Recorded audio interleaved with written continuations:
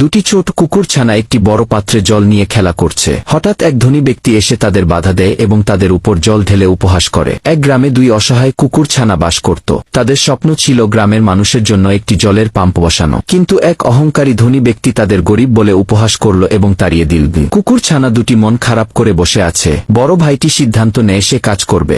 অপমান সইতে না পেরে বড় ভাইটি ঠিক করল সে নিজের পায়ে দাঁড়াবে। সে চলে গেল শহরের একটি প্লাস্টিক রিসাইক্লিং কারখানায় কাজ খুঁজতে।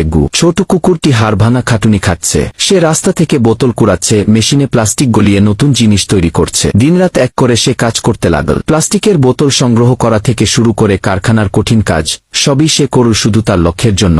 কাজ শেষে সে তার পারিশ্রমিক পায়। অনেকগুলো টাকা হাতে নিয়ে সে দৌড়ে একটি দোকানে যায়। অবশেষে তার পরিশ্রমের ফল মিল। জমানো টাকা নিয়ে সে গেল একটি বড় দোকানে, যেখান থেকে সে তার স্বপ্নের পাম্পটি কিনল। দুই ভাই মিলে গ্রামে পাম্প বসিয়েছে।